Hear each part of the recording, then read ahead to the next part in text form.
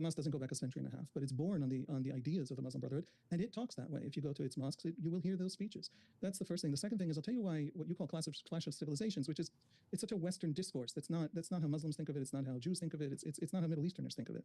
But the reason that these religious ideas matter is that I'll give you an example. You were talking about the Palestinian argument, and it's not an argument made by Hamas. It's an argument made by Palestinian diaspora elites who are trying to explain away everything that Hamas has done for 30 years to Westerners. But the argument that Israel never intended for Oslo to ever actually work out for the Palestinians. Rabin is assassinated in 1995 by an Israeli Jew opposed to the peace process. And that actually puts the left was about to lose that election because people were really afraid that Yasser Arafat, this arch terrorist who had hijacked airplanes and launched terror attacks that massacred kids, was now going to take over the West Bank. And Rabin's assassination increased the left's standing in the polls, and they were set to win the next election. And the next election, because the assassination comes in 96, and Hamas launches a series of suicide bombings in Jerusalem in the week leading up to the election that tilt the election by the narrowest margin in the history of an Israeli election, I think 30,000 votes, to Netanyahu. That's Netanyahu's first victory, as a function of Hamas terror attacks. Barak comes back, the Labour Party comes back. He's already talking about a Palestinian state. He's at Camp David with Bill Clinton. One of the big issues you run into, even in Oslo 1 and Oslo 2, is Arafat never really pushed back against like terrorism. He never really did. It seemed like he was always welcoming kind of the conflict that would result from said terrorism. Shared sovereignty on the Temple Mount. There's a 95% of the West Bank kind of Palestinian state. And that's when 140 suicide bombings over the next 3 years of the Second Intifada begin. And not only Hamas, also... Yeah, there's definitely a real symbiosis between the kind of Palestinian I want to suggest to you that the Israelis are not angels in this story. There are different camps. They fight constantly. And by the way, we don't have the kind of winner-takes-all election system that you have. You're going to be a Republican for 4 years. Everything is going to be Republican unless Congress switches halfway through. In Israel, every government in the history of Israel, there's never been a majority party, has been a coalition. And therefore, the Israeli government always works across purposes because different ideological groups are... By the way, the Italian government, we're seeing this now if you're following Italian politics, the Polish government, and we see this in these kinds of parliamentary systems. We had a government, the last government that Netanyahu ousted, actually had a left-wing minister of housing and a right-wing minister of housing and a left-wing minister of transportation, which means that the right-wing minister of housing was encouraging the building of more settlement homes, and the left-wing minister of transportation was refusing to pave roads to those settlement homes. The Israeli government is multiple forces operating in different directions. If the argument is if there's an Israeli right-winger in the room, then Israel doesn't mean it, then you're missing the fact that there was a culture war, the defining political civil war of the 90s, and even after the 90s. The withdrawal from Gaza was also part of this in 2005, was about getting out and creating space for the Palestinians and separating and not having an occupation anymore. And it failed miserably in rivers of blood, and it failed miserably in rivers... I legit did not know that fact about the Israeli government. How diverse are the political parties in Israel? They are super diverse. It's super AIDS. The Israeli government is actual fucking cancer AIDS. Is there a way to see like the current...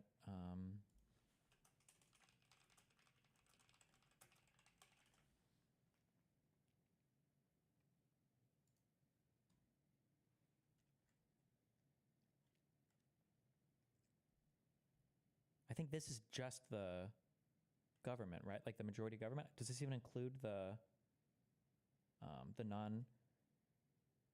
Wait, no. I think this is everybody, right? 32, 56. Wait, yeah, this is everybody, right? I think this is everybody, yeah. But it's like so many parties of like not many seats. It's just AIDS, cancer AIDS.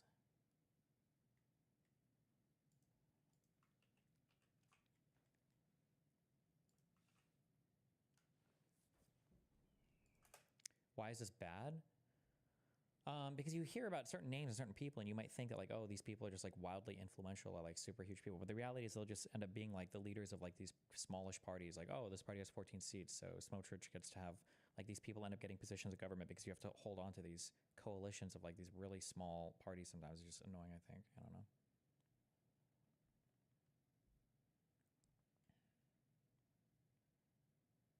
Or it seems AIDS to me, I guess. I don't know. People say our system is AIDS for different reasons, but...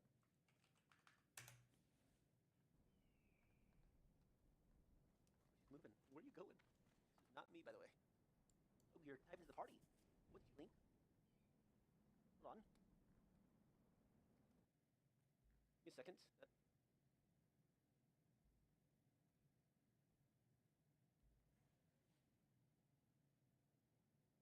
Yeah, that's my stream key. I gotta reset this fast. Be right back. Okay, Jesus. Of blood because of these religious ideas on the other side. So at some point, you're going to have to deal with these religious ideas from the other side. On October 7, again, let's imagine the Israelis are the worst people in the world. On October 7, Hamas didn't just massacre Israelis. It had built these tunnels for 17 years.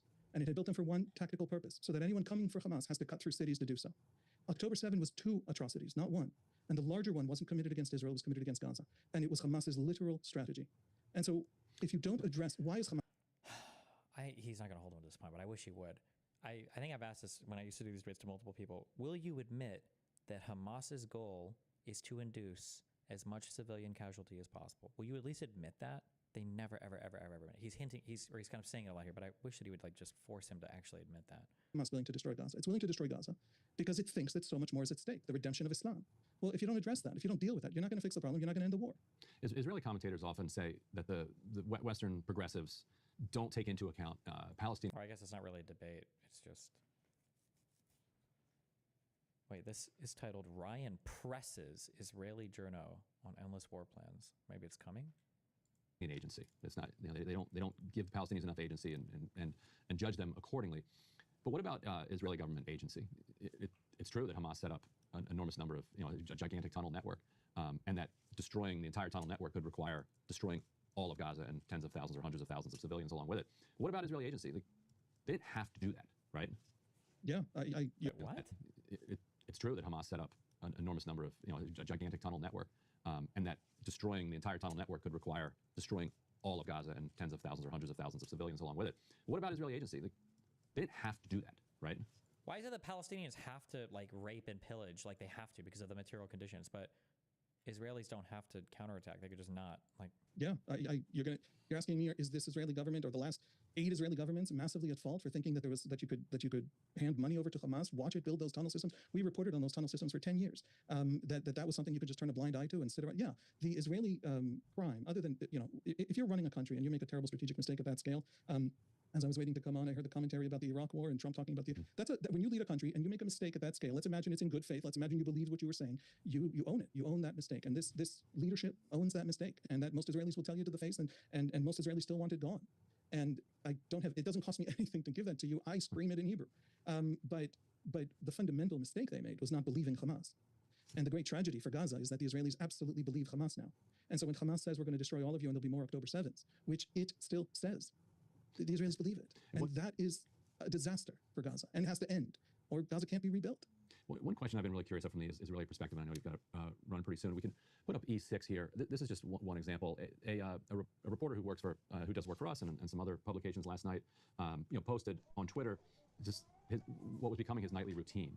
So he's saying that like in an apartment right next to him, in Gaza, in Deir Bala, there's a baby that the mother he hears the mother saying to the baby, "I'm going to get you food. I'm going to get you fed tomorrow, I promise." And by the end of the night, there's still no food. And I don't know if people can even hear this, but what he just took a little recording of what he hears constantly, and it's a baby who's just hungry and tired, but can't get fed, and can't get the sleep that the baby needs.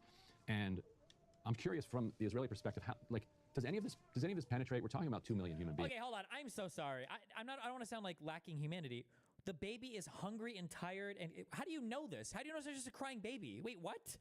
We can even hear this, but he just took a little recording of what he hears constantly, and it's a baby who's just hungry and tired, but can't get fed, and can't get the sleep that the baby needs.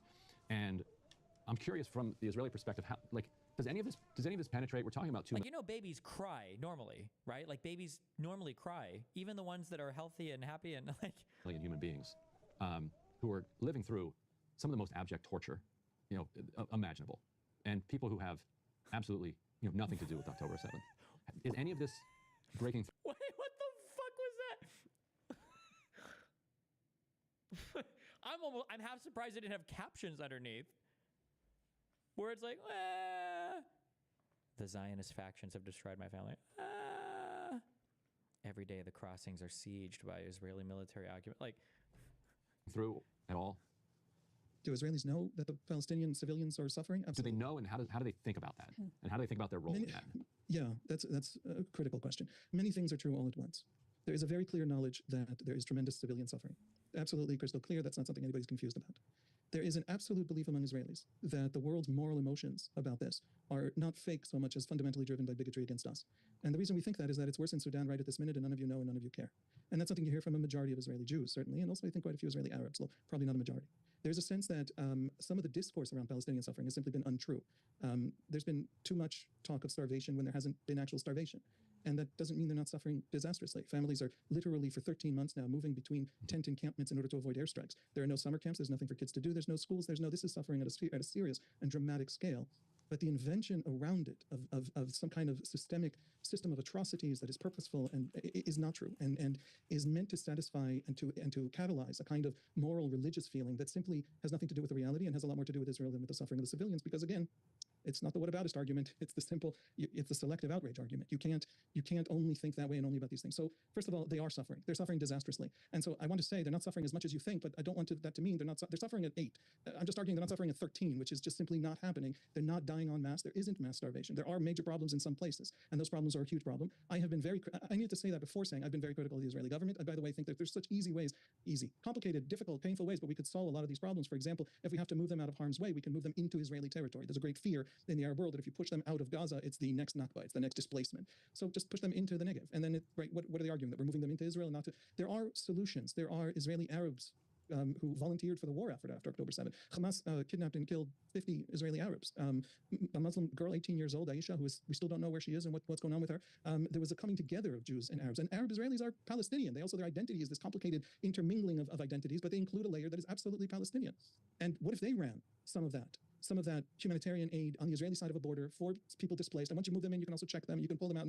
There's so many ways to solve it. This is a government that in many, many ways has been incompetent. I'll give you just a tiniest example. Soldiers, veterans of the war, after 150 days, they missed a school year, an entire college year they just missed because they were off fighting a war. They come back and discover that they have back debt on the tuition payments for their dorms, and something the government was supposed to pay for but never did. This is a government that has proven incompetent for Israeli civil society. 60,000 Israelis were fled the north of bombardments of Hezbollah in the north over 13 months that shattered and destroyed cities. 12 kibbutzim and a third of 2 cities are literally demolished to the point where they have to be destroyed before being rebuilt. And this government hasn't properly followed these people and provided them education for their kids and social support. We are facing a government that a lot of what you're seeing in Gaza, a lot of the reasons they haven't filled in with easy solutions, I don't mean to excuse it. This doesn't excuse it. It's just a different kind of a crime, is incompetence. It's just incapacity. So there are so many ways to deal with this better that I desperately wish Israel was dealing with it better. At the same time, I share the general Israeli view that I don't entirely trust the world's moral emotions, because give us a better way to fight this war. Give us an actual. Last question, then I know you got to go. Speaking of that, I'm sure you saw these comments from the Jordanian Foreign. Okay, this is going to be this is the question where he presses him. Okay, are you ready? This is going to be the one where he presses him. Here we go. Minister, where he said, look, create a Palestinian state. Every single Arab nation will recognize Israel tomorrow, and we will coexist peacefully. Just create a Palestinian state. And so you're saying, give us a way to fight the war differently. It feels like Israel feels like its only way to survive is to fight forever. That it is in a dangerous neighborhood of people who want it gone.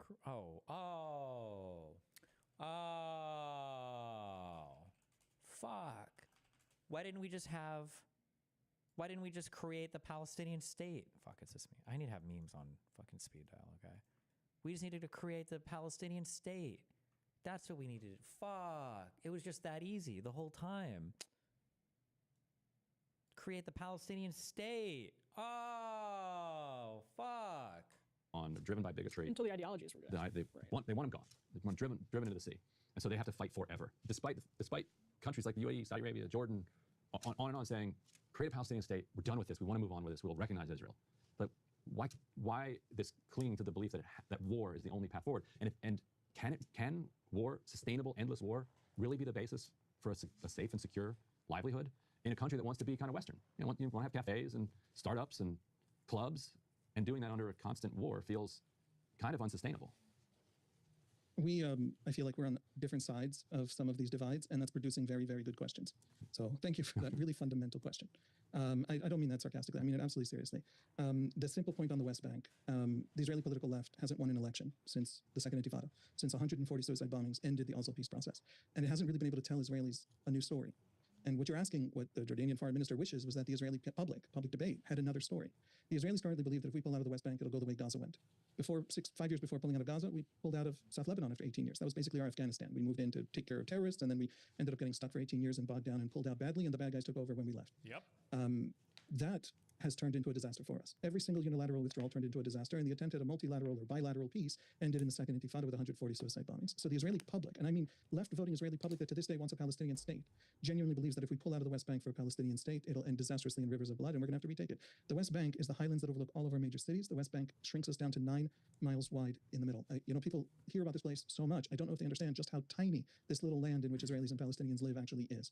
And so it feels existential, the question of pulling out of the West Bank. And again, to left-wingers who want a Palestinian state. To right-wingers, there's even more so. And so the question of just found a Palestinian state.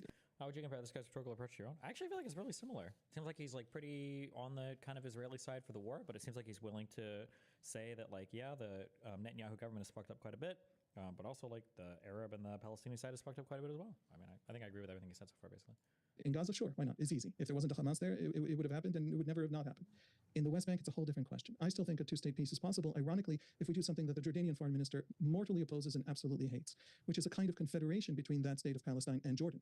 What if, 3/4 of the West Bank, the Israelis can't be in the valley 9 miles wide, so we push in a quarter of the West Bank. That's roughly what's going on in the Golan Heights. Israel doesn't control the Golan. It controls about a third of the Golan to push back in 67 the Syrian artillery out of range of the towns in the valley that they were shelling freely throughout the 50s and 60s. So what if the Israelis push up the mountain range? They actually hold the high ground with the Palestinian state, but then 3/4 of the West Bank plus Gaza, all within a Jordanian confederation that leaves the Palestinian-Jordanian border wide open. They have an international border. The Jordanians are now the custodians of the holy site in Jerusalem that they actually care about, Al-Aqsa. Very little would have to change. Palestine wouldn't be this tiny little fractured state surrounded on all sides by this massively powerful Israel. As soon as you start seriously thinking about solutions, as soon as you solve the ideology problem that you don't want to deal with, and I understand why you don't want to deal with, it does sound like an Israeli escape hatch.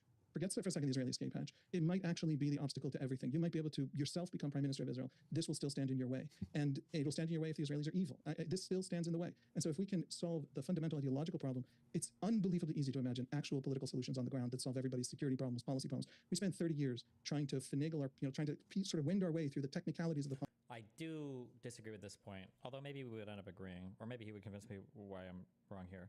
I think that it's a mistake to assume that you have to solve the ideology problem. I think the ideology problem can come in line after a political solution if you're willing to do it. Like, they didn't solve the ideology problem before making peace with Egypt. They didn't solve any ideology problem before signing peace with Jordan. It was really brave political decisions being made and the collapse of the Soviet Union that led to this, like the signing of like these types of peace arrangements. Policy problems, because that's how diplomats think. And we never figured out reconciliation, and we never figured out narratives that actually There is like a clashing of ideologies that has to be addressed, though, for sure. Allow the other side to come in. You want to know the big problem of the Israeli-Palestinian conflict? There are wonderful polls of Israelis and Palestinians. We're some of the best polled people in the world. And there was a poll about 6 weeks ago in which they polled both Israelis and Palestinians with an Israeli firm and a Palestinian firm. And they asked the same question: do you think the other side wants to exterminate us? And both sides responded 90% yes. I mean, literally, one side was 89, the other side was 92. Both sides think the other side simply wants to destroy them. That's the problem, and that's what makes solutions impossible. First has to come the reconciliation, then the political solutions are easy. As for fighting forever, look, we're speaking English. Every conversation in English about Israel is mediated through the sense that Jews are kind of like American Jews. We're not American Jews. I went to high school in Wisconsin. I apologize for the accent. I was born in Hey, we can bond over that. Finally, Glendale, Wisconsin. Oh, nice. All right. We're not American Jews. We are not people who have discovered over the last 120 years the promise of liberalism coming true. We're the other half of the Jews. We're the actual survivors of the Holocaust. We're the actual survivors of 1,300 pogroms. We are the millions. We're the 250,000 Jews stuck in DP camps 3 years after liberation. America liberated Dachau and Buchenwald in 1945. There's still Jews living there that nobody will take in anywhere on earth, including the United States, in 1948. They only started emptying out in May 1948, and those DPs are a quarter of the IDF in the 48 war. We're the Jews who had nowhere else to go in the world. Jeez. And we're the Jews for whom the experience of living on our sword. Your question to me is, can you fight forever? The UAE wants to not fight. That's wonderful. By the way, we've never fought with the UAE. There's never been a war. The Saudis, wonderful. I'm a big fan of peace and normalization with everybody. But they want it, and therefore it's possible. Iran wants us destroyed. We are the Jews who came out of a history of the 20th century in which the moment we stopped dying was when we could fight for ourselves. To the Israeli experience, everybody's living grandparents come from Iraq and Tunisia and Poland and Germany and Yemen. We are the Jews for whom the privilege of fighting for ourselves, of being able to fight for ourselves, is what redemption feels like. And so it's a great question from a Western perspective. Can't we end the war? That's not an option open to us. No Jew. What? Okay, a minute and a half, and then Ryan is going to press this guy hard, I think. Can live in Iraq, no Jew can live in Yemen. We are surrounded by societies with an ideological commitment to our destruction. I wish we weren't, but if they say it out loud, then if it affects their policy, and if Yemen is at war with Israel, really because of Palestinian rights, everything you know about the Houthis and the terrible civil war in Yemen and the 85,000 children starved to death, What a stupid, anybody that says that Yemen that the Houthis even give a fuck about the Palestinians? They don't. Historically, they haven't. They don't give a fuck. It's just a family that lived in the northern, like the fucking mountains of Yemen, and have just happened through a series of unfortunate wars and civil conflict have basically come to be like the leading faction, the leading family. The idea that these guys are like deeply invested in the Palestinian fucking plight is so hilariously fucking stupid. Commitment to our destruction. I wish we weren't, but if they say it out loud, then if it affects their policy, and if Yemen is at war with Israel, really because of Palestinian rights, everything you know about the Houthis and the terrible civil war in Yemen and the 85,000 children Well, starved I to mean, death, you think it's about reach a their ceasefire rights? in Gaza and see if the Houthis lift the blockade, right? Oh my God. First of all, is the Houthi blockade even still active? I thought the U.S. lifted that blockade. Also, what a crazy statement just given to people that are committing terrorist blockade actions. Like, But it's about saving Hamas. It's not about Palestinian rights. It's Exactly. about the ultimate Yep. destruction of Israel, and they'll Yep. be there at Hamas's side at the next war too. And so we are willing to fight because we don't have another option. If the other side gives us another option, I promise you, this incompetent government being what it is, and despite what you might hear, we'll take that other option. okay. You're about to see the craziest 44-second press of your life.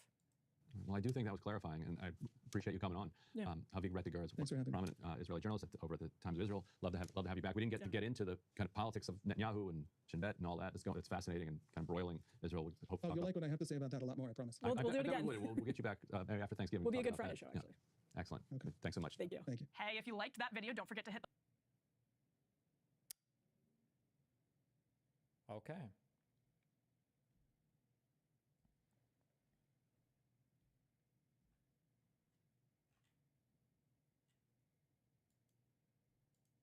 What are the comments like? I don't know, probably just shitting on the Israeli dude.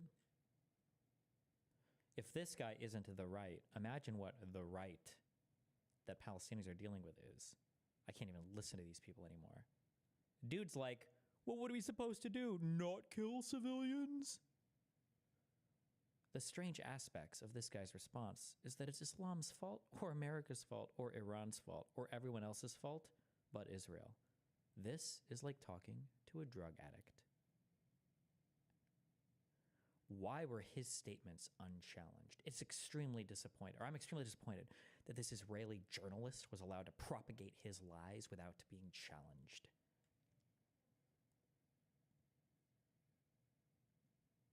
I've never listened to an Israeli who is able to acknowledge how radical their society is. This journalist is no different.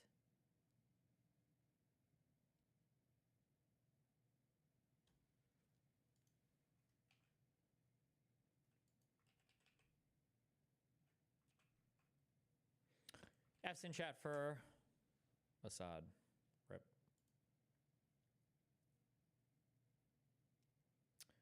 Military Operations Directorate enters the radio and television building to broadcast a statement announcing the end of Assad's rule.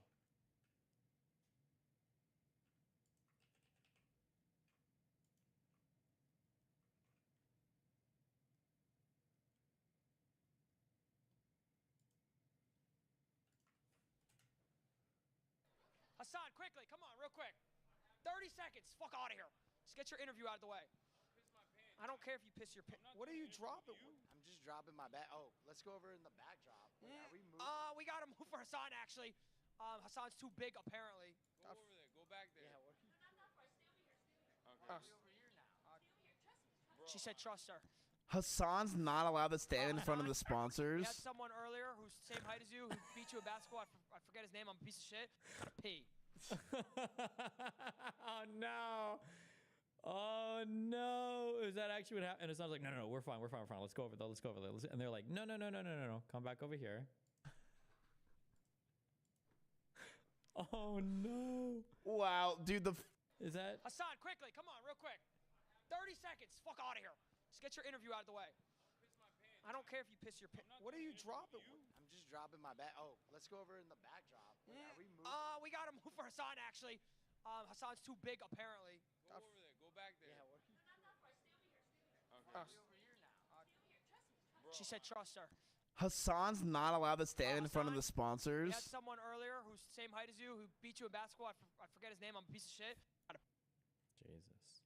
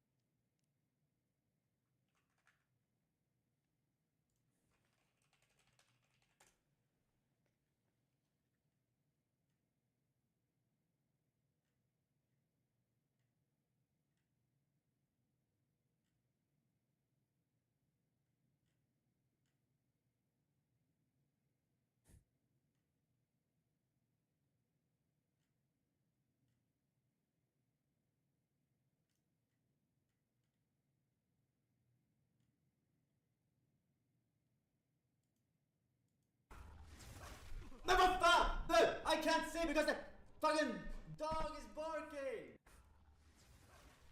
Never dude, I can't see because the fucking dog is barking!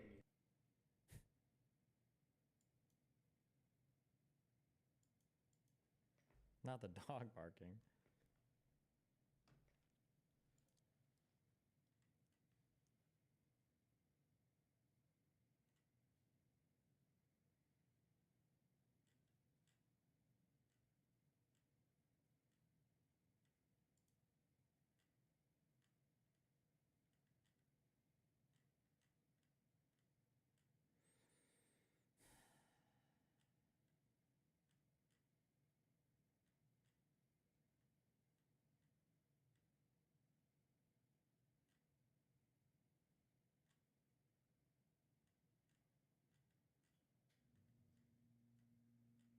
I thought there was a video of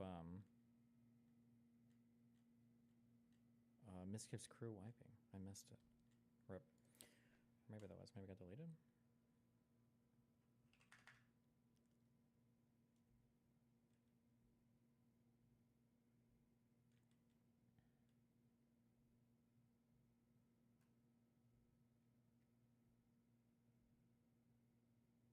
Assad fled officially now? Oh, is that 100% official or?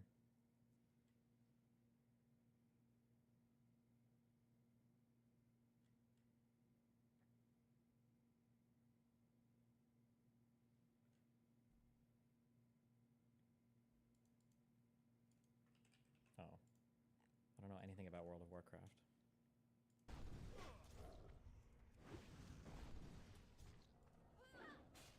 Other than you're never supposed to push the backup button ever. Oh fuck, that's a big one. And people get really mad when you do that. Oh, fuck.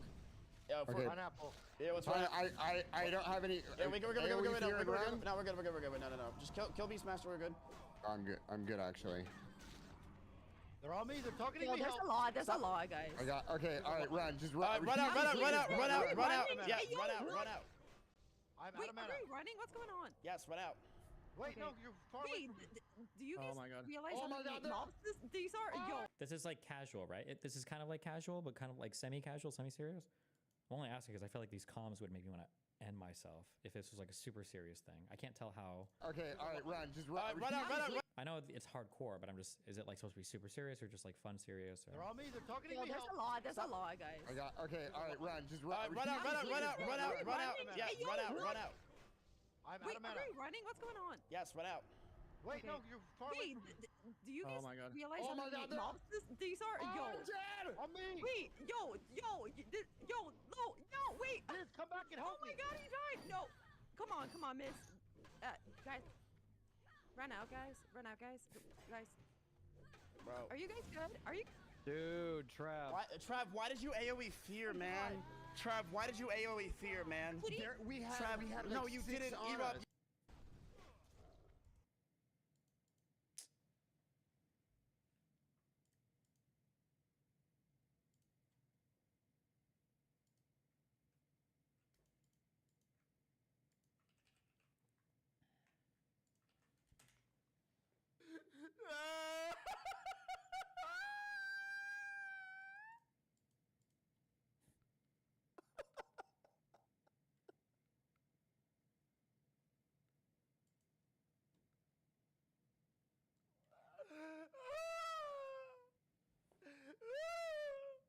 I can't.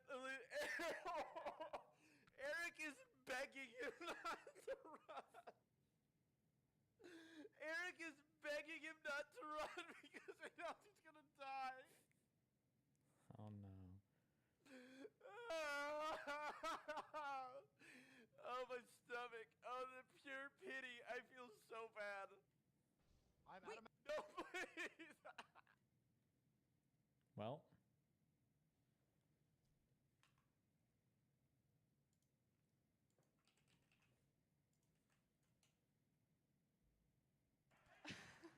How am I like T1 in the I'm also slightest? excited to announce that this stream is being brought to you with limited ads, thanks to all the articles written about Hassan. I actually died 7 times in WoW. I'm Who's nothing like not Tyler even 1. in his fucking seat. Where is he? Cutie admits she lost ads because of Hassan. I feel like this is a joke. I feel like that was just a joke. I don't think that was serious. I can't tell who's more autistic sometimes. You guys or What? How am I like T1 in the I'm also slightest? excited to announce that this stream is being brought to you with limited ads, thanks to all the articles written about Hassan. I actually died 7 times in WoW. I'm nothing Who's like not Tyler even 1. in his fucking seat. Where is he? Oh, he's talking. Can't wait when that guy talking holding to a VR Speed. streamer tablet gets We replaced do have by some of the Tesla biggest streamers in the world here tonight.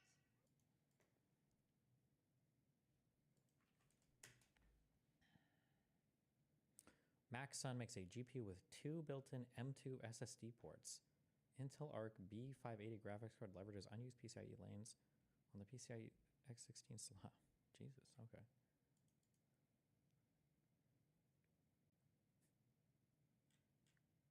It's kind of weird.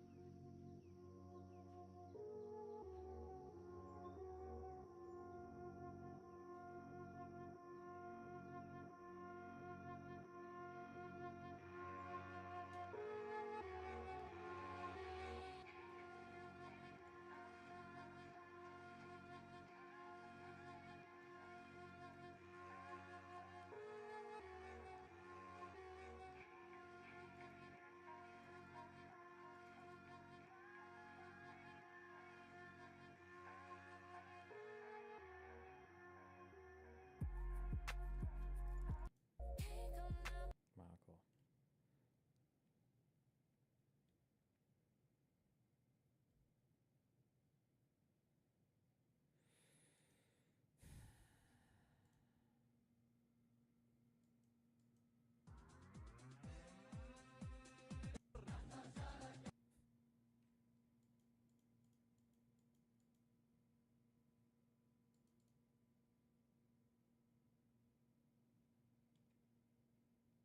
This is supposed to be Assad's plane. Where's he going?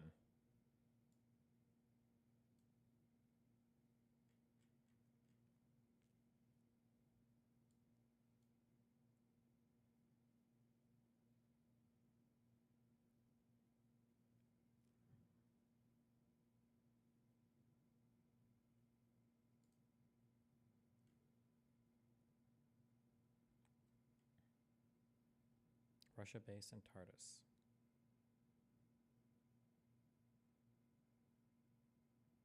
Is that verified to be his plane? They linked it in chat, so it must be, right?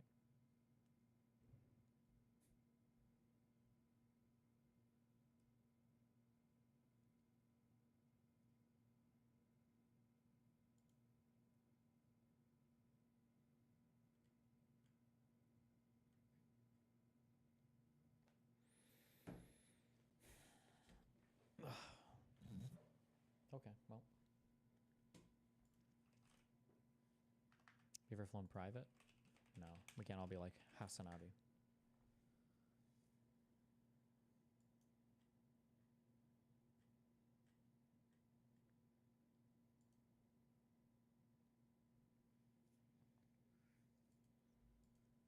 All right, if you're bored, I wrote up a community guidelines on the subreddit that I'm soliciting feedback for. Hopefully this is posted in a couple days on the actual website. Otherwise, I'll be back tomorrow. Stay safe. Ribena, cappuccino, puppuccino, huppuccino, muppuccino, cappuccino, cappuccino, appuccino, appuccino, my dude.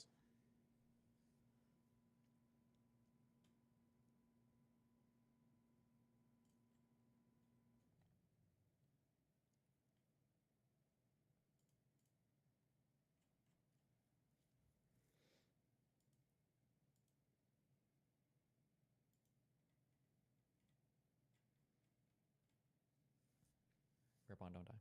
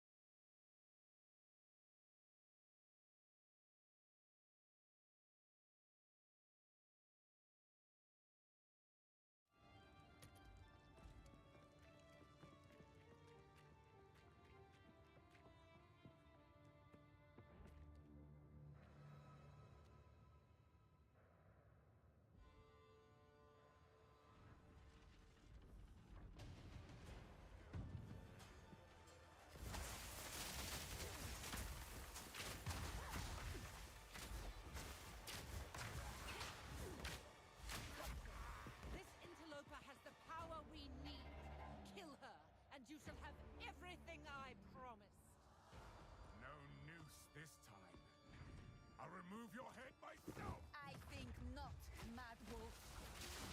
Easy prey. You'll pay with your life. Enough! I can't do that. First Dawn's Frost. Oh, thank you. Easy prey.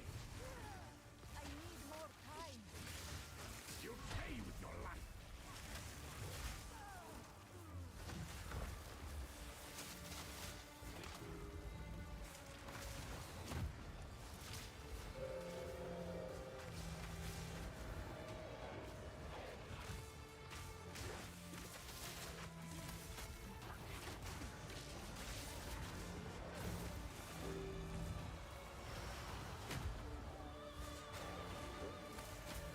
I can't do that. Enough to me. Run, little rabbit.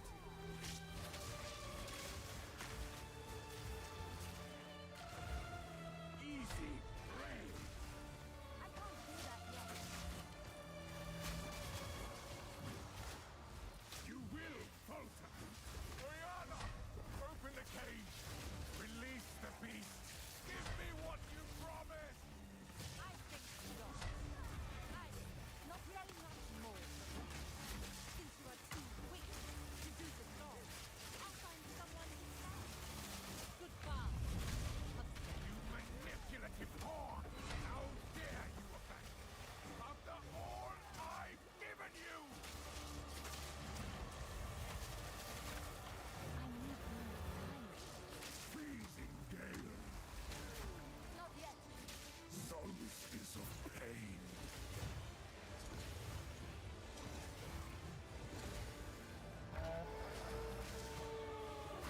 Your pulse I need more quickens. time. The eternal endure, with bloodlust empowered. Our Ezemir endured, but soon all were devoured. In I can't do that yet. death waited at the door. Then hour by hour, men fell as summer sour. Requiem on high.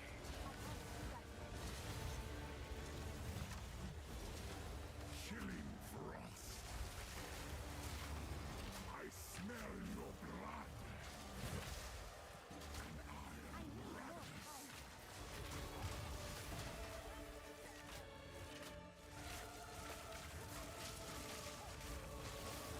Not yet.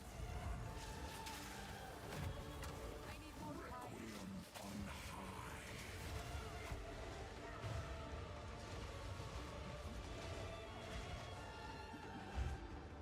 I will take out your heart and savor each bite. Chilling frost. I need more time. You are hunted. Fang, tooth, and Feel the claw. kill. Tortured under the moon. The pack suffered but endured. And howled now in tune. No tales were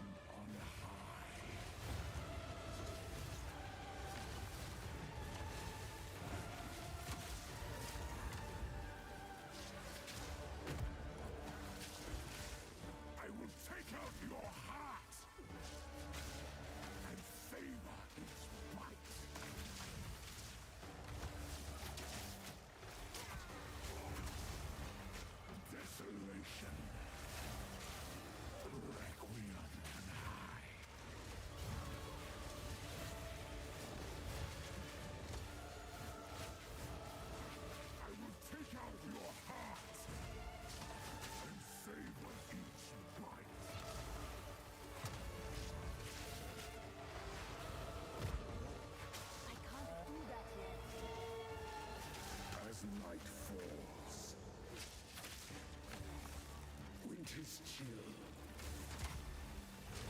Sought the unworthy. Through an endless night.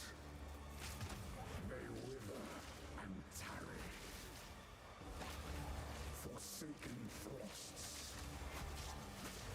As cold as death. Of Beir's misery. The pack won't forget. I can't do that yet. Solstice of pain.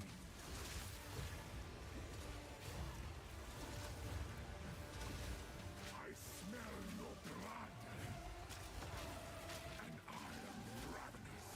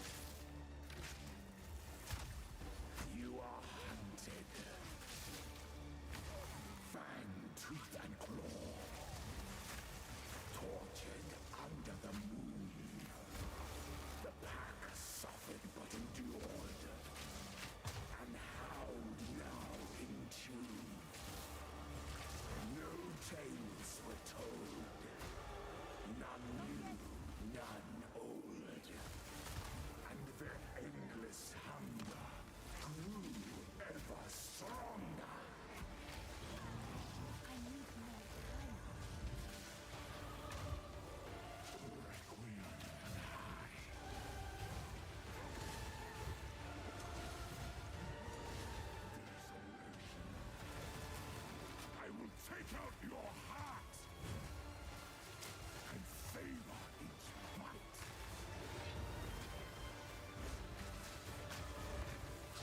Not yet.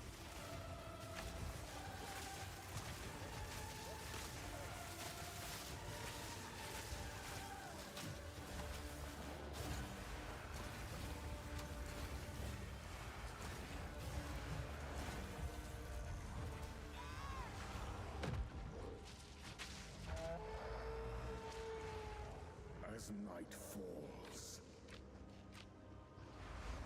winter's chill sought the unworthy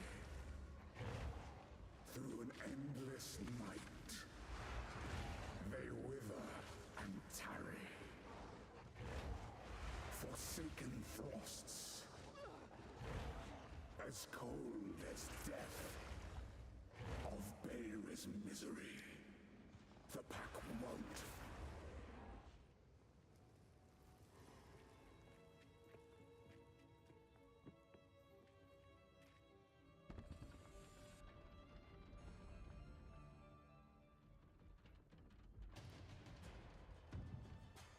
No noose this time. I'll remove your head myself! I think not, Mad Wolf. Ease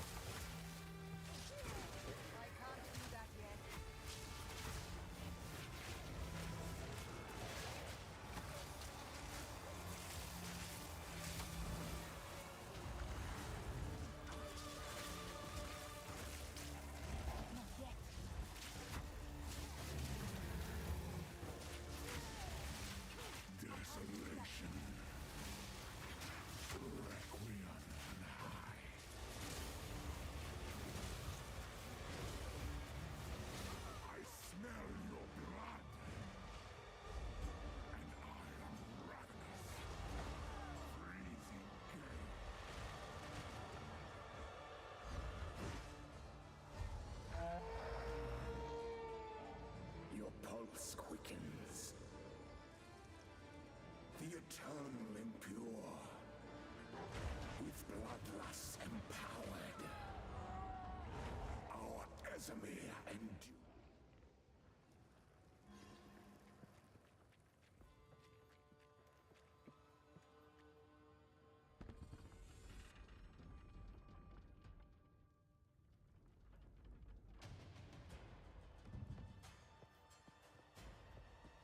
No noose this time. I'll remove your head myself. I think not, Mad Wolf. Easy prey. You'll pay with your life. Enough! I can't do You that will yet. falter.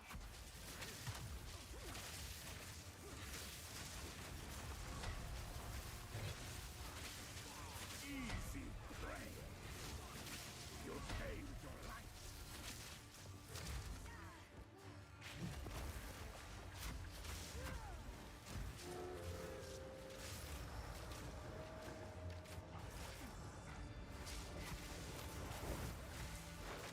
I need more time.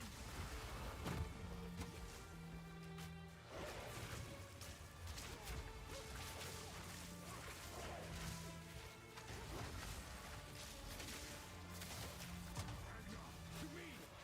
Run, little rabbit! Easy prey! First Dawn's Frost! Not yet.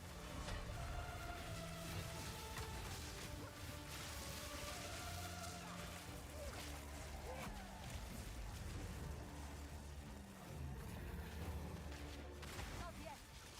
Desolation. Requiem on high.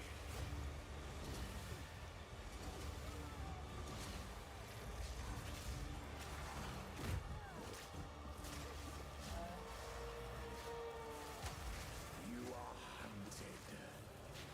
I can't do that yet. Fang, tooth, and claw. Tortured under the moon. Not yet. The pack suffered but endured. And howled now in tune. My blade! No tales were told. None new, none old. And their endless hunger grew ever stronger.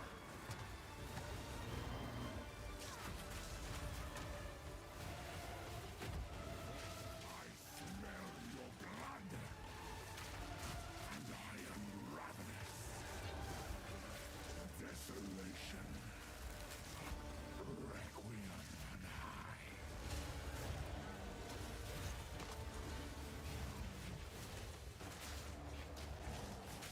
I will take out your heart and savor its bite.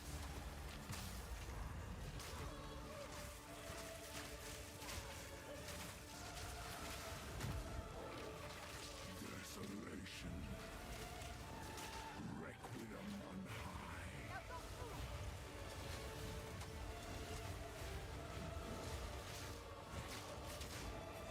I will take out your heart I can't do and that yet. savor each bite.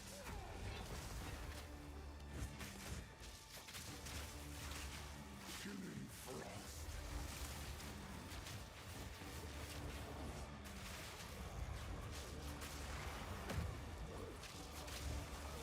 I smell your blood, and I am ravenous. I need more time. Solstice of pain.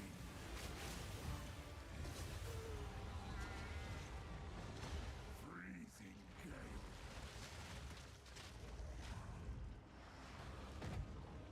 I smell your blood, and I am ravenous. As night falls, winter's chill sought the unworthy through an endless night.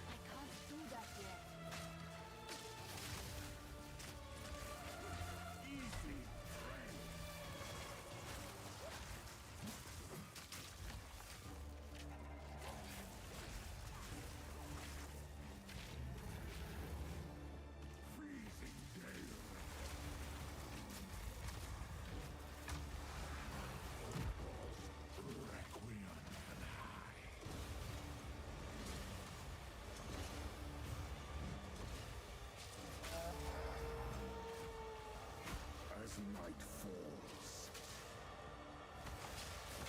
And his chill sought the unworthy through an endless night. They wither and tarry, forsaken frosts, as cold as death, of baleless misery. The pack won't forget.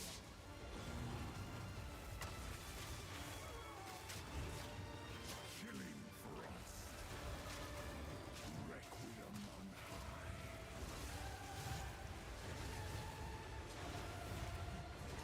I smell your blood, and I am ravenous. I can't do that yet.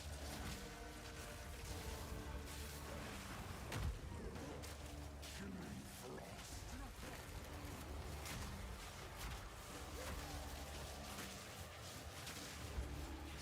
Solstice of pain.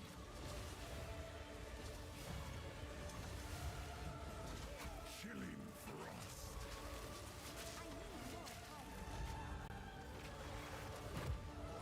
I smell your blood, and I am ravenous.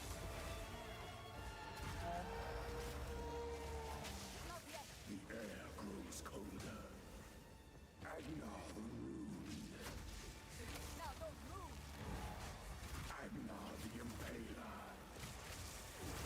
As swift as death. And imbued by the moon. Cursed or gifted.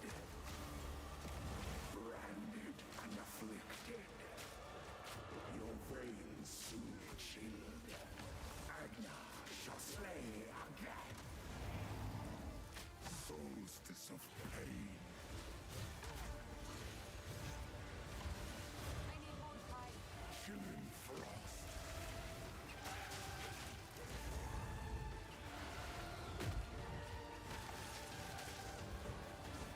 I smell your blood,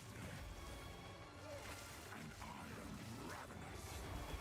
Desolation. Solstice of pain.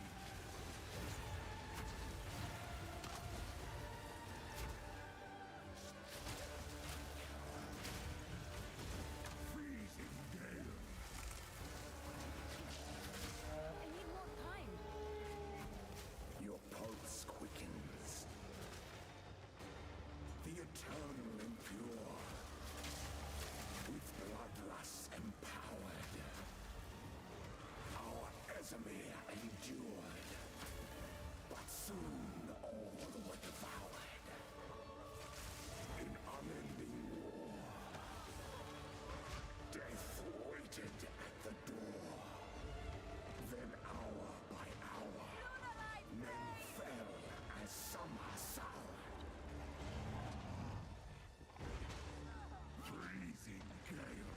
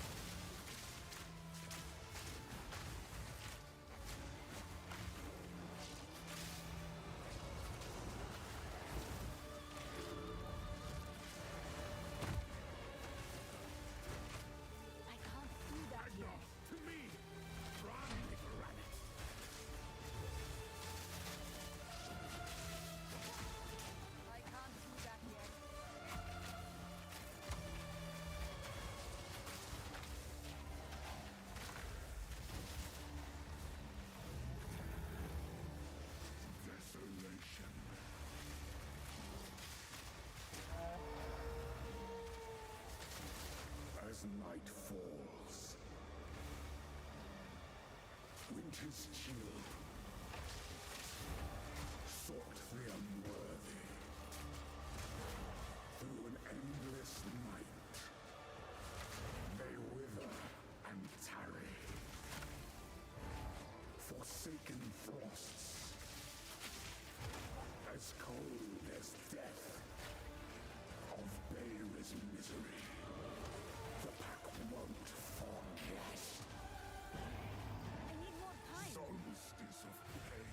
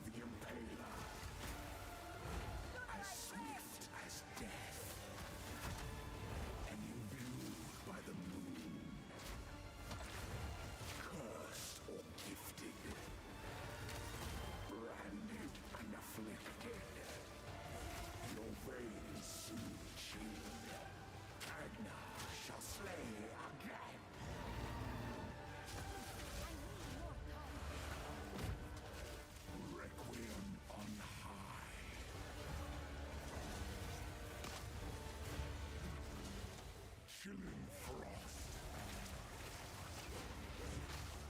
I will take out your heart and savor each bite. Desolation. I need more time.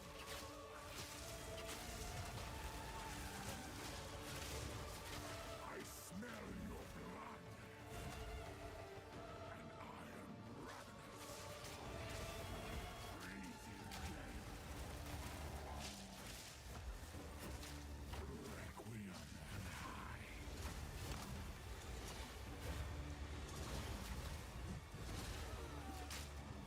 Chilling frost.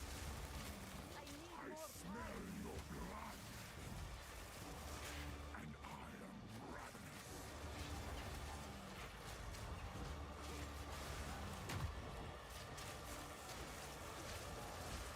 Freezing gale. Not yet.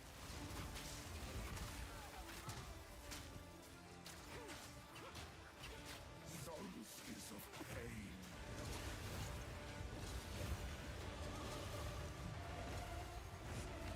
Freezing gale.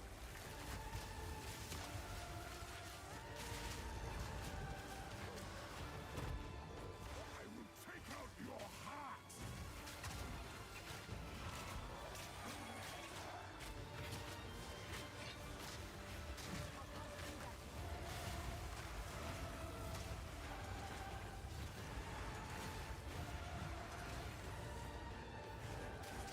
I will take out your heart and savor each bite.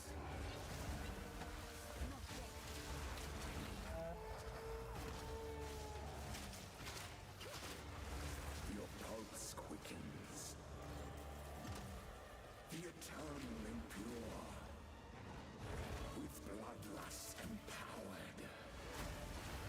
Our Ezemir endured, but soon all were devoured. Now don't move. In unending war, death waited at the door.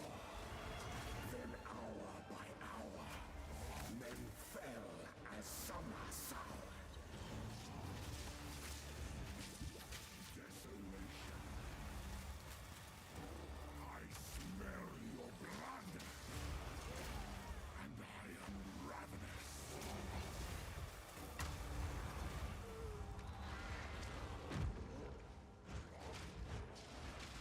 Chilling frost. I will take out your heart and savor each bite.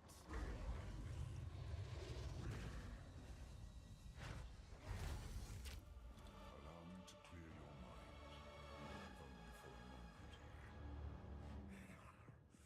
The madness, it consumed my being. Oriana used it against me. Where has she taken the beast?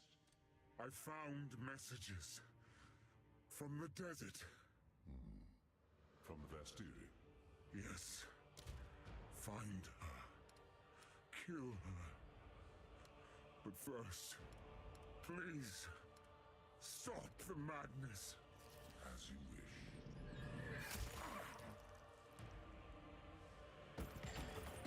We must make haste.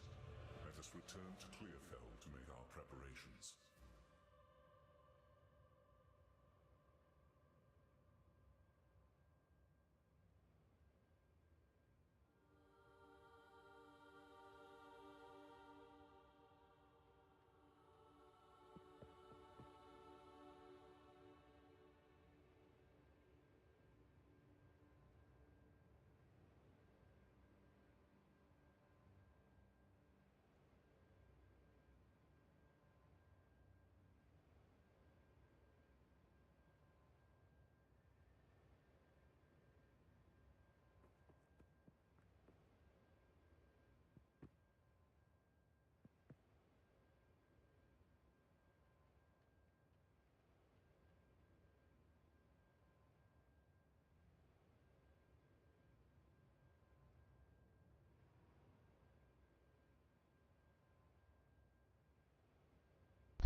Hey, how's it going, man?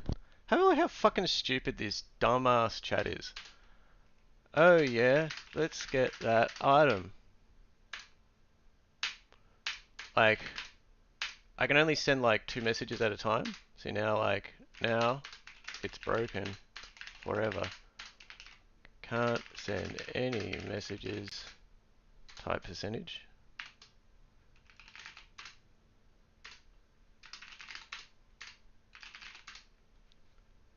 Yeah, it doesn't, it's like time me out.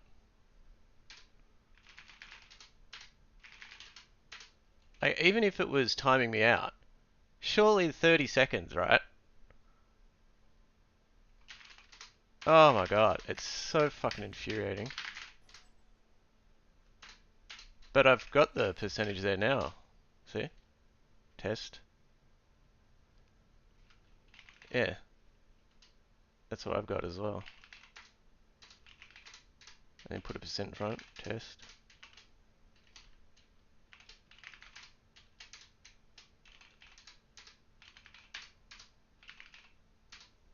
Yeah, I'm gonna get rate leader in front of here. Yeah, I don't know, fucking piece of shit.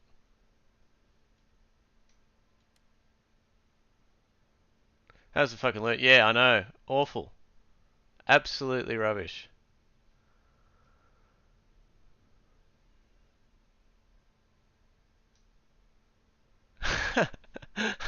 After all that, yeah. Well, the thing is, it opens up Act 2. Like, he's the end of Act 1 boss, so... That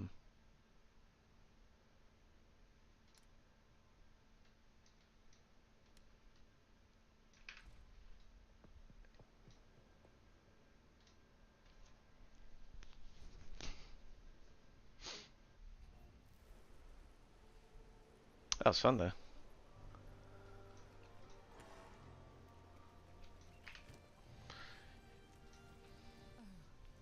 Oh. Oh dear. None of it's junk. None of it. Not bad. Fuck off, mate.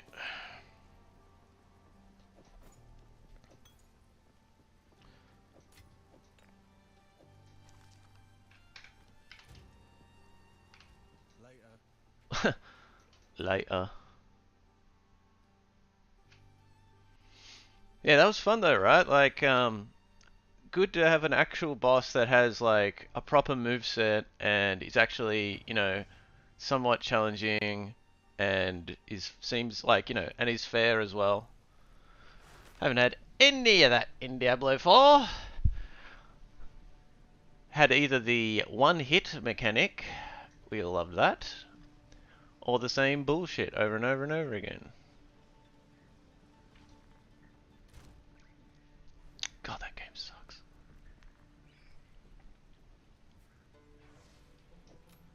Oh, you don't have sound.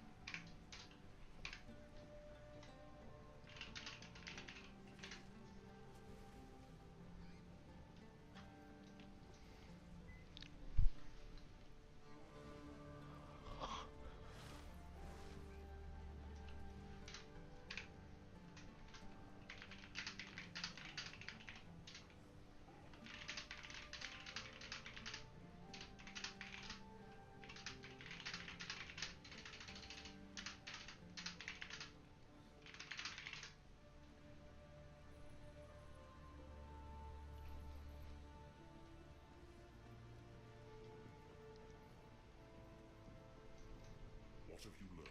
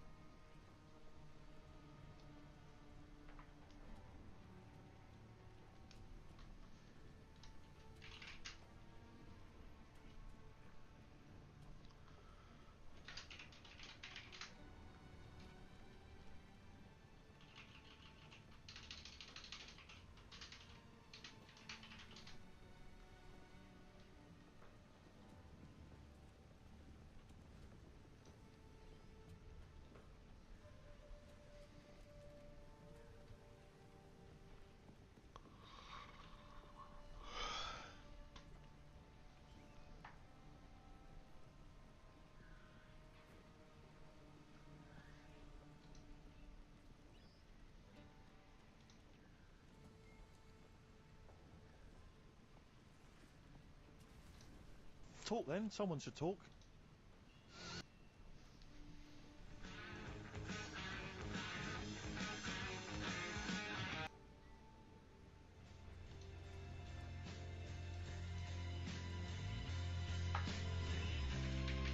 Snow Patrol and Run on XFM 104.9.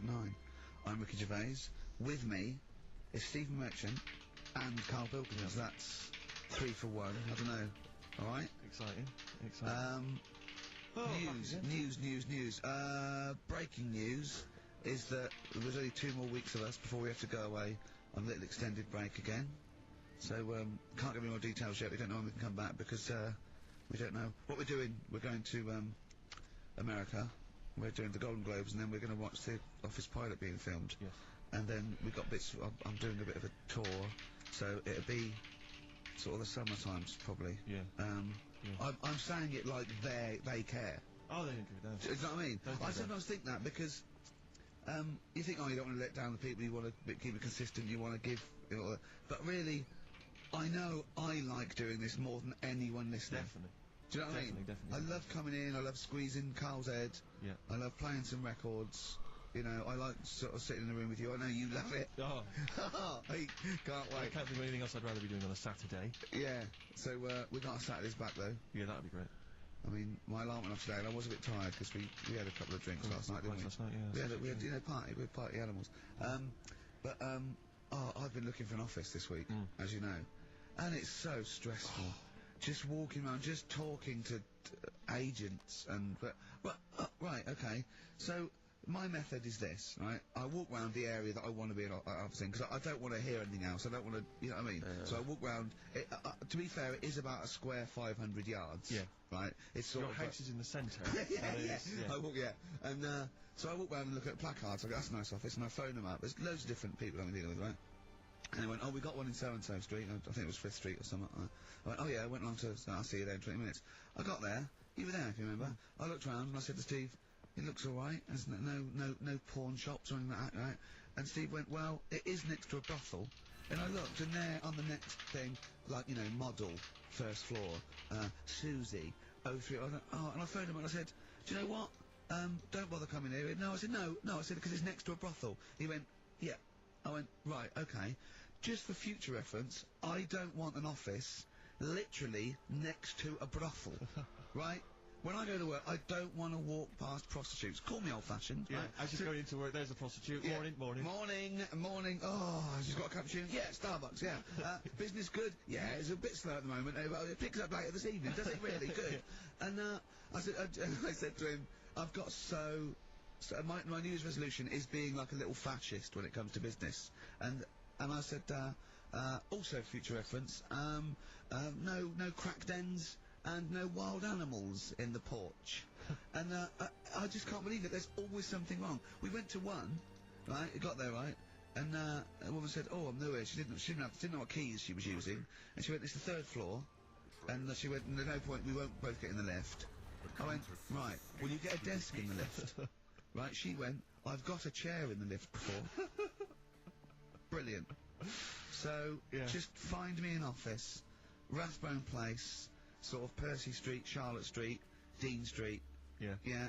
First or second floor. I'm worried we're going to get emails from estate agents, phone calls from them. You know what those people are like. I don't look at emails. True. Fair enough. So, play a record.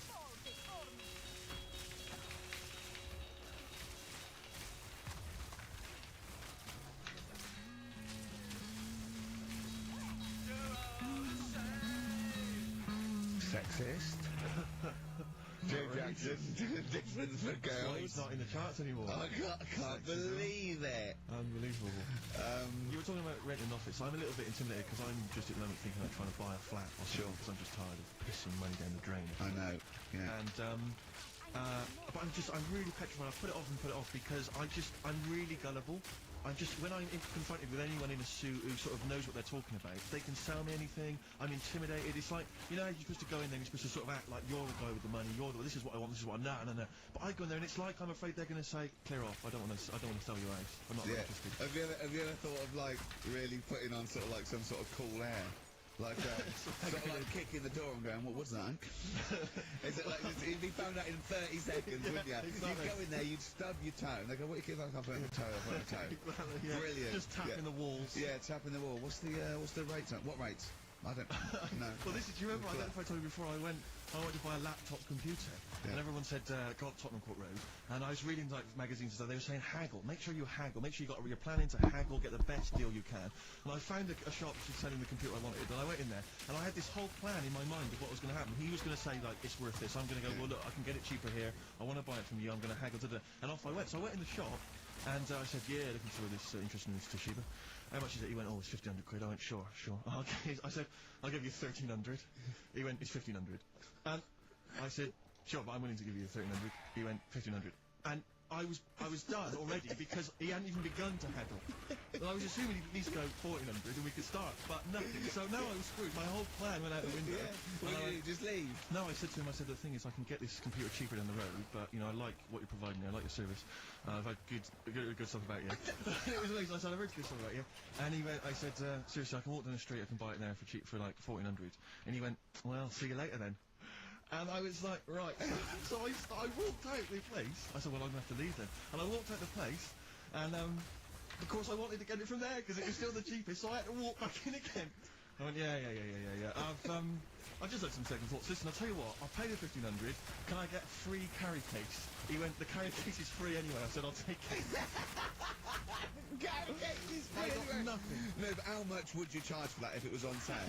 Carry case a tenner. Well, let's just say it is a tenner. Give it to me for free. And he went, no, it's a tenner. And you went, well, you said it was free a minute. Yeah. It's just pathetic. That is lovely. It's having to walk out making a big statement and then come back in again. Oh dear. So I'm really scared. I feel like I need someone to come with me and do all the talking. You know what they're talking about. I'm not going to be able to tell if there's subsidence or if there's damp or... No, but you don't do that. Don't I? Is that not my responsibility? No, you get a survey done. Sure. And they charge for that, and then yeah, you don't have to go around doing it yourself. Right. Could I make a saving if I did it myself? Yeah, this should be alright. Yeah. This is holding wall, Steve. Yeah, but what's a hole in the wall? Put some newspaper in over that. Chaucer's day, that was the toilet. That'll be fine. Carl, you're a second-time buyer, aren't you? Bought one in Manchester. Lost $7 grand on that one. Well, don't buy in Manchester. No, it's a good flat. It's just it wasn't. I didn't buy it to sort of make money. I thought I was going to be living there like all my life. And then a job came up there, and it's like, oh. You bought your first flat in Manchester. You assumed you would be living there for the rest of your life. Well, I wasn't in a rush. Play record. You're an idiot. Hang on a minute. So have you got a property portfolio? Have you got the two houses now? No, I've got rid of that one. Oh, you sold that one? Got this flat. £7,000 loss. Got this flat. I'll tell you something that is interesting. Hold on, though. What? £7,000 lost. It's a flat in Manchester, but it could only cost about £8 grand anyway. Right, Steve, something they do now, right, they've got to do by law when you're buying, right? I was looking at one in London, right? It's haunted, we've got to tell you now. Right, don't talk shit. I'm telling you Play now. a record. I'm telling you now. Yeah. There's no such thing as ghosts. That is ridiculous if that appears on a legal document. Right, That is if there's anyone ridiculous. who sells flats and that, does that for a living, Yeah. right, email in, Yeah. because I'm telling you now, that is a fact. She sort of dropped it in. I said, oh, you know, nice feel there. And she said, yeah, well, that'll be the ghost. Just dropped it in, that's all we've got to do. And then I was like, what? And I went, oh, yeah. That's what I've got to do, is it? So that's the legal thing. Did you drop it in? So in court you go, did you drop it in? Yeah, I dropped it in. Play a record, you're an idiot.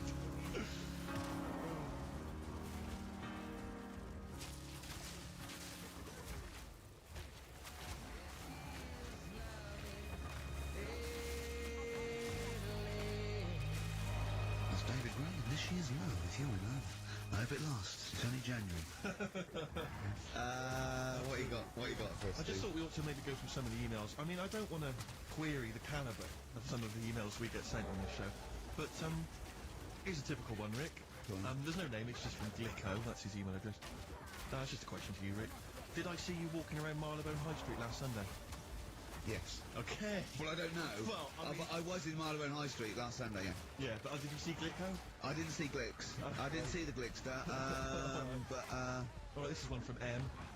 Ricky, what do you think of Richard Bacon's show? I can't decide if he's better than you. Nor can I. Any thoughts? Nor can I. I can't help her out on that one. Sure. That's a really personal thing. She's got to dig deep. She's got to look at both of us. She's got to find out what she likes. Yeah. And then whether I provide more of that than Baker's. Yeah.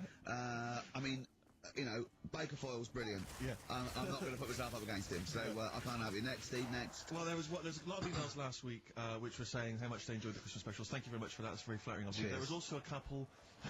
There was one, it was a guy, I'm sorry that I think I might have deleted it, but I should have sent a reply, because there was a guy from Canada saying if there any chance you're around in March, whether you could pop in and have a surprise birthday dinner for his wife. Oh, why don't you keep that? I know, sorry about that. I can't let it go now, can I, you idiot? So, Okay. I really apologise for that. Yeah. There's also, this is interesting, this is more for Carl, really. It sounds unlikely. Is it from a doctor saying you're an idiot? We've got plenty of those, I tend to delete them. Okay, right, yeah. Look at his face. No, it just says, don't like to complain, but I won the film competition like 5 or 6 weeks ago, and I haven't received my prizes. Oh dear, that's all Carl has to do That's what on I the was show. thinking. We provide the chat, the records, the light entertainment. I mean, glamour. Strokes of comedy genius. All Carl has to do is send out the prizes and say there was a monkey that was a bank robber at 5-3. What's your Carl? excuse, Carl? Do you remember her winning? I've got all. Well, you're calling her a liar. Well, I am, because I don't remember ever seeing. Right, that he's calling her a liar. So, Joanne Ogden, you're claiming, is just making this up. She sent this in on a whim, trying to fool us and get some cheap tat. Wow. I don't believe that. I don't believe anyone would lie to try and get knowing me, knowing you on VHS. I really don't. Well, I'll look in the records, because we keep all the details, so... You know what I mean? Right. Well, one of you's in the wrong, and do you know what? Knowing you, Carl, I don't think it's Joanne. No. Has anyone else ever emailed in saying they haven't got the bag of crap? No, they haven't. They haven't. Well, yeah, but one mistake's one too far, because that's one person. To, you might send out 30, but that one person, that's the first time they've won a competition. They want the history of Wind, narrated by Donald McIntyre on VHS. Yeah. And, you know... Stephen King's It on Betamax. Yeah. No, sometimes they want the best of Primal Scream on a cassette. Exactly. So, you know... Got to make sure you're sending these prizes out. Yeah. Final email from Andy. He says, the webcam is pointing at the ceiling. Is it because the air conditioning vent is more exciting than what happens on the show? Let's put that down now. I think that's absolutely right. Hold on a minute. Now, just if someone... Is that good? People love the webcam. I don't know what they're interested in, because all I get is a picture of Carl's big head. It's not as big, it's just round. Oh, got it right. Yeah. Carl, I'd like you to play the next tune. I got sent a little cheeky primer for The Cure's Join the Dots. It's B-sides and rarities, lots of stuff from them, from all over the ages. And it's amazing how good their B-sides are. Here's one of them playing.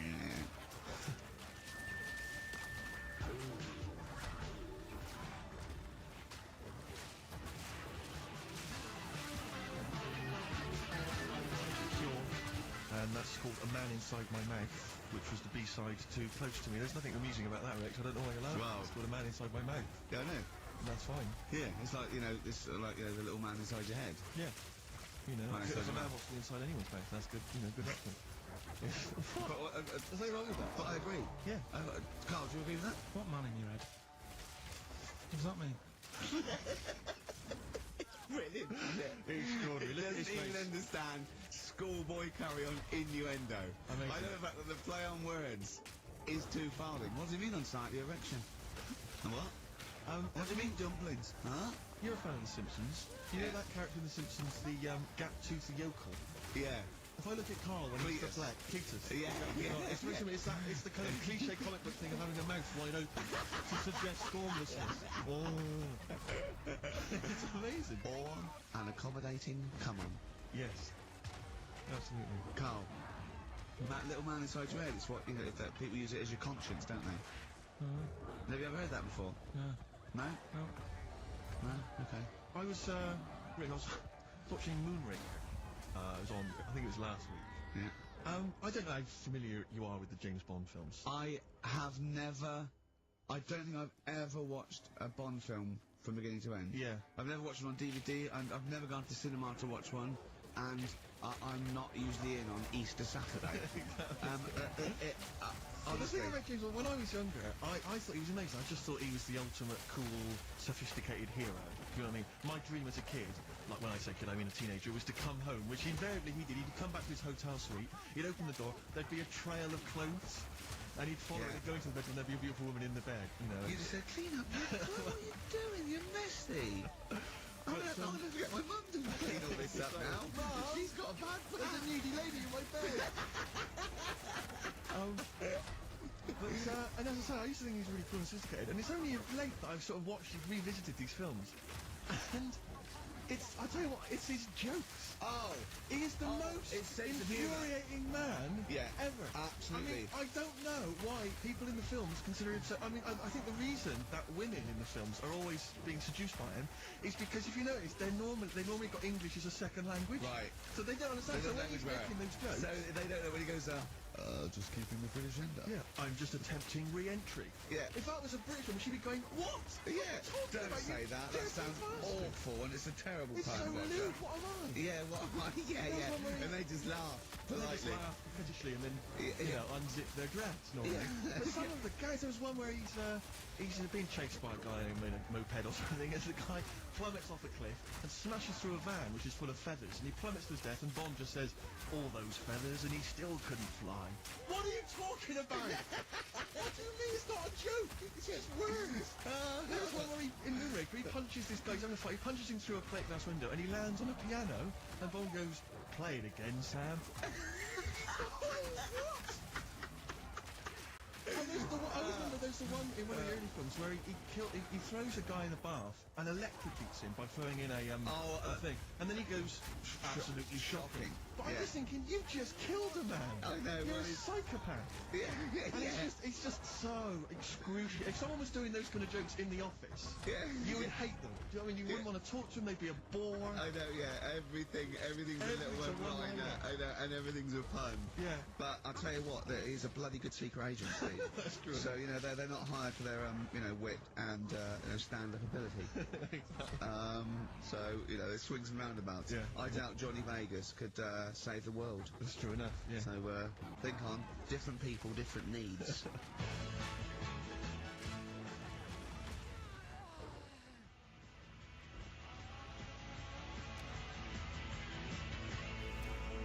Kings of Leon, California Waiting on XFM 104.9. Do you know what, Steve? We get emails and, we got our posters up around this show and people enjoy it. But I don't think we get the credit we deserve for picking the music. It's true. Because we're totally unplaylisted, and I don't know if people know about this, that mine and Steve's sort of first passion before comedy is probably music. We're really, we love playing each other sort of records and that. And maybe when we come back, we should do a show where there is no pressure to, like Carl doesn't press the buttons for us, pre-record it, where we swap each other's sort of ideas for music. It'd be like the Ricky Gervais compilation tape. Well, sort of like, we're not talking John Peel, where we try and find obscure Belgian jungle and do demos. You know, everything from, Kings of Leon, Lou Reed, you know, maybe a bit of 80s stuff people have forgotten about. Beautiful songs, beautiful songs. So what do you think? I'd love to do that, Rick. I mean, genuinely, there's nothing more exciting to me than introducing to someone a song which they then go on and they love and they listen. Maybe they buy the album. But that's something to think about, maybe for later. Yeah. Well, it's like you say, the pressure to kind of come up with some, you know, high caliber chat between each record. It takes the toll. But yeah, and that's you know, it's a passion of ours, and we love to. But now it's Rockbusters. Can I just say something now before we do Rockbusters? A lot of people they come up to me, they say, Steve, we like the show. When are you going to get rid of Rockbusters? It brings it down. I'm not joking. I'm not joking. There is lots of. Come on, let Carl speak. Come off it. Come off it. What? I know people who say you're never going to stop that, are you? So one of us is lying again. Well, not really. You know, I'm talking about people who listen to the show. You're talking about Suzanne, your girlfriend. Martin, he'll be at home now with a pad, getting ready to play. But I should just. Max Freeman did encourage Carl on a couple of occasions. He even tried to get him through with the answer egg when we were doing that naming animal round. Yes. So, but I should just say that people think that somehow Ricky and I are endorsing Rockbusters, that somehow by allowing it on the show, somehow we think it's good or we appreciate it. And I need to point out that it's more like when a child comes back from school and they've done a painting. Yeah. It's crap. Yeah. But of course you've got to stick it on bigger than the house. You've got to stick it on the fridge because otherwise the kids going to get upset. In this next episode, you've got to remember the cat is bigger than the house. Exactly. Okay. It doesn't look like anything. The humans don't have bodies, their legs come straight from their head. Yeah. Mummy and Daddy. Please welcome to the stage Carl Pilkington's Rockbusters. Right. Right, so cryptic clues, initials, and you work it out, and you email in and that. Yeah. First one. Yeah. Don't be stealing my tools. Take your sister's. Alright, and the initials NK. Don't be stealing the tools. Take my sister's. Yeah, so that's like the cryptic clue, and the initials of the artist or band is NK. Alright? Second one. Buy it if you want, not bothered. Think about it. Come back. Right, come back if you want. Start again, Carl! No, that's halfway through! Right, start that second one again! Right, well, you can buy... It's different! Well, the first one was, buy it, this one was, yeah, well, write it down, buy it. Right, do it. If it's a cryptic clue, all the letters count. Do it. Buy it if you want, I'm not that bothered. You know, think about it, come back, check some other places out first before you know... That was a crossword clue! In the Times! So we've got no time for other clues. Right. So that's SC. Right, do that clue again. Buy it if you want. I'm not fussed. Do you know what I mean? Think about it. Fast is making an appearance. Fast wasn't there before. Do the clue again. Do the clue again. Initials SC. Do the clue again. I don't want to do it again. You haven't finished it yet? I have. That's it. No, do the clue again. Can I do it again? Do the clue again. Buy it if you want. I'm not fussed. Right? Shop around. Come back. It's up to you. I'm not pushing you into anything. It's up to you. What's there? SC for that one, right? And the final one. That's good. I can play 10-pin bowling again. Okay, and what's the clue? That's O for that one. O. Alright, so... Okay, now I assume that I'm not going to bother to look, but I assume there's a jiffy bag of taps which people can win. Alright, well, great, good luck. Ricky.gervais@xfm.co.uk is the email address. Thorns? No, buy it if you want. I'm not fussing. Come back, have a look round. I'm open Wednesdays, by the way. Shut up, see you later.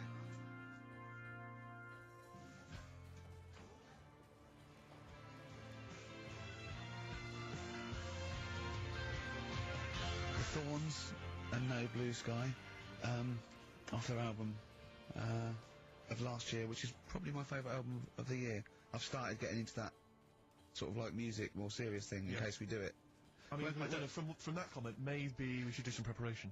Pre-record it? Yeah. So we can sort of like cut all the ums and ahs and like me sort of like eating a sandwich while it's on, singing along, tapping a little bit. Yeah. I won't lay down like this either. We'll get me a chair that I can sort of be upright so I can enunciate. You were in the room when Carl was singing along to Oliver's Army. No. It was a joy. Checkpoint Charlie.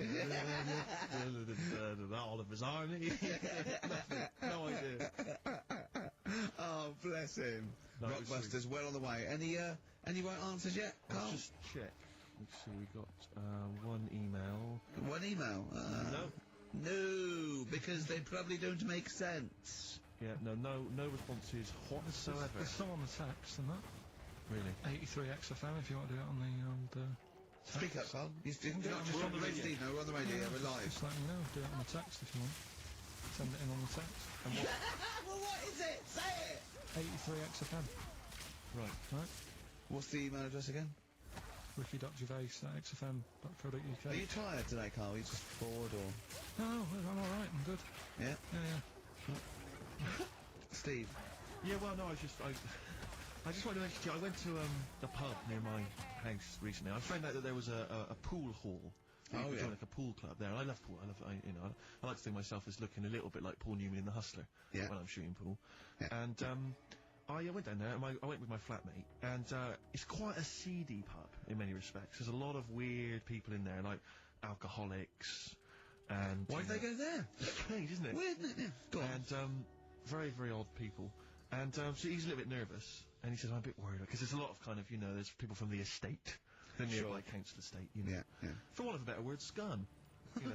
And so he's a bit edgy, and bizarrely, because I so wanted to play pool, I said to him, he went, I'm a bit scared about going in. I went, don't worry, you're with me. Yeah. I don't know what. I don't know what that means. They're going to think, oh, wait a minute, the 6-foot guy with the lanky guy with the glasses. Yeah. I'm not going to mess with him. You go there, they take your glasses off and you go, I've lost. Exactly. That's it, I'm out of here. This is why I've never got into a fight, because if my glasses are gone, I'm screwed. That's the first thing you really are short-sighted, aren't you? I'd be absolutely done for. And are you nervous are you sort of like nervous without them? Whenever you see like a kind of action film or whatever, or maybe like a horror film, the nerd loses glasses and he's travelling around on the floor. Is that you? Is it? Coming behind him? That's me. Really? Yeah, done for. Absolutely done for. What did you do when you were at school when you had to play tennis or football or rugby or something? Kept them on. That's dangerous. Well, of course it is. That's why I was never, as good at rugby as I probably could have been. Because of course you can. How can you play rugby with glasses on? I'm in the scrum going, careful! Your boots! Hello! Yeah. Never mind me nads. Exactly. Watch my glasses.